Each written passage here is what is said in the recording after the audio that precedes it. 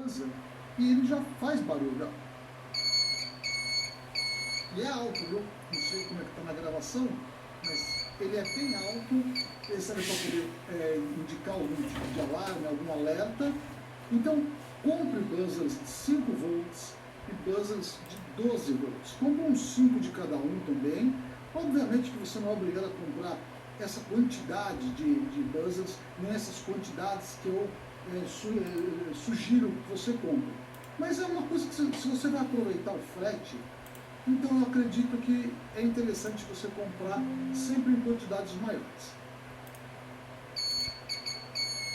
O buzzer é barulhento e você pode comprar sem susto, que você vai sempre utilizar um buzzer. Eu utilizei recentemente aqui no nosso laboratório, na montagem da nossa tomada temporizada. Sempre que ela apita, né, sempre que ela desliga automaticamente, o buzzer dispara. Esse circuito está aqui no nosso canal e você pode acompanhar a montagem que eu utilizei o buzzerzinho de alerta. Muito interessante. Vale a pena comprar umas 5 unidades de cada tipo, 5 volts e 12 volts.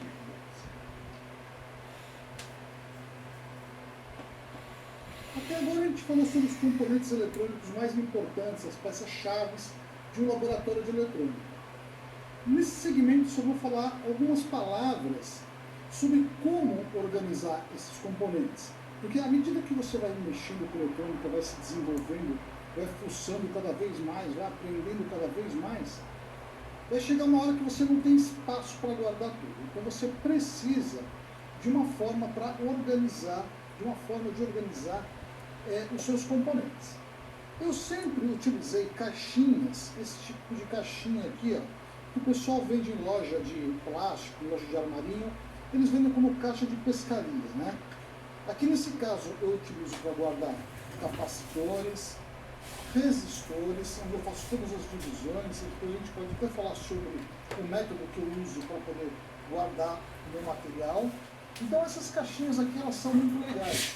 Essas caixinhas, elas, para quem tem pouco espaço, você consegue guardar dentro de um gavetão, por exemplo, um monte de componentes sem que eles se misturem. Eu acho fantástico. Aqui, por exemplo, eu também guardo meus adaptadores. Em todas elas eu marco aqui na lateral o que é que tem, dentro, né? Aqui no caso resistores de tanto a tanto de valor, aqui outros resistores, aqui também tem resistores. Eu tenho outras caixas com diodos, transistores, eu tenho alguns tipos de gaveteiros também. Mas se você está começando agora, eu acho que esse tipo de caixinha resolve bastante o seu problema. Um outro tipo de dispositivo, digamos assim, para você poder organizar o seu material, são esses organizadores aqui. Eles são muito legais. É tipo um gaveteirinho, tá vendo? Vem 16 caixinhas em cada um deles.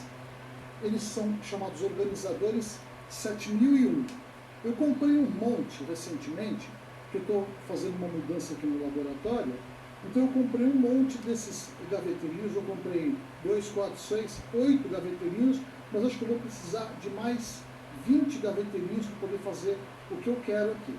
Eu quero substituir essas caixinhas aqui, a maior parte delas, algumas ainda vão continuar, porque eu tenho muitas peças, eu queria organizar isso num painel. Esses gaveteirinhos, eles têm uma vantagem bem grande, ó. Tá vendo que as caixinhas, elas têm um tamanho relativamente bom, não é gigantesco, mas é um tamanho relativamente bom, e elas são bem levinhas também. Então você consegue montar um painel encaixando uma do lado da outra, já que elas têm trilhos aqui do lado, ó, onde você consegue adaptar um gaveteiro no outro. Então aqui no caso, como eu tenho 8 dessas daqui, eu tenho um painel já pré-montado. A minha ideia é montar um painel maior com esse tipo de gaveteiro para deixar organizado, mais organizado a quantidade de peças que eu tenho. Mas para quem está começando, então eu acho que esses gaveteirinhos são muito bons, principalmente se você tem poucas peças. Com 2 gaveteirinhos desse aqui você resolve bastante coisa. Mas à medida que vai aumentando, eu acho que você ter esses organizadores aqui pode ser uma boa ideia também. Então é isso, pessoal. Fica essa dica para vocês organizarem os componentes de modo que seja fácil para você poder encontrar a peça que você quer sem ter que ficar revirando todas as gavetas. É isso aí, pessoal.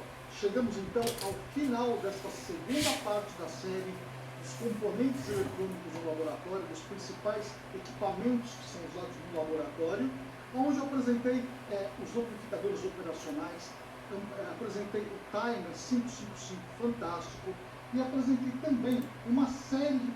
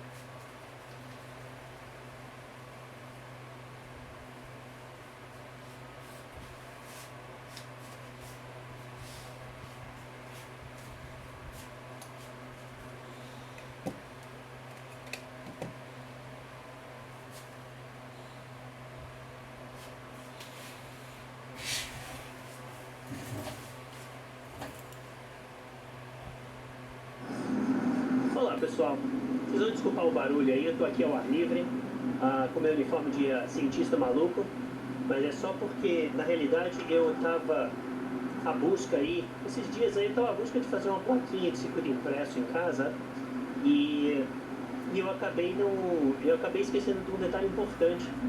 Eu não tinha percloreto de ferro, que é um ácido, né, que a gente usava para correr placa, né, de circuito, né. Eu falei, puxa vida, deixa eu ver aí, internet tem tanta coisa. E aí, bom, químico de youtuber, né? Tô fazendo aí os trabalhos, mas eu fiz bastante pesquisa sobre o assunto e eu cheguei a algumas formulações interessantes aí.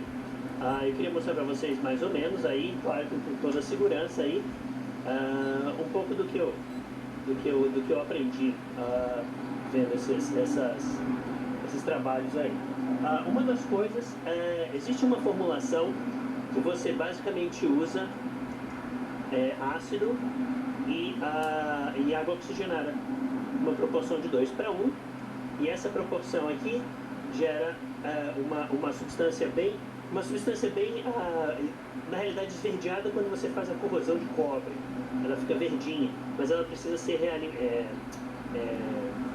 reativada bastante o tempo todo, e ela é uma reação exotérmica, então não é uma boa. E outra coisa também, que o vapor disso daqui é extremamente ruim, os vapores são extremamente tóxicos, então vocês têm sempre que usar isso no exterior da casa. E o percloreto de ferro, na realidade, o que a gente usava, né? Você não precisa, ele não tem, o máximo que ele faz é manchar a roupa, né? Esse aqui é extremamente corrosivo, inclusive para a pele, a luva tem aí uma certa razão de ser. Então, no final das contas, eu fiz essa formulação aqui, muito simples, na realidade, uma formulação com ácido muriático, que é ácido de piscina. Ácido muriático é ácido clorídrico a 30%, né? Então, isso aqui, na realidade, eu faço a formulação e com água oxigenada a 3%, que você encontra aí na farmácia normal.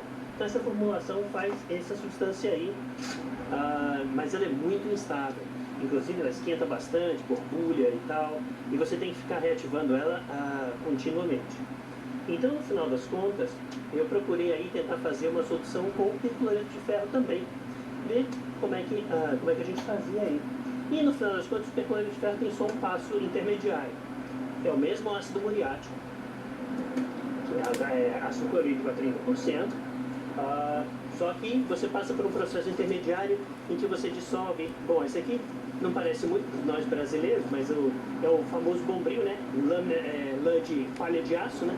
Steel wool, palha de aço, que é o famoso bombril. E aí você, na realidade, dissolve uma quantidade específica, porque justamente o ferro vai estabilizar essa substância aí. Então, na realidade, você dissolve ferro, uma quantidade, no caso das proporções, eu vi 100 mililitros de ácido muriático para 30 gramas de palha de ácido. Então, é sempre útil ter também uma pequena balança.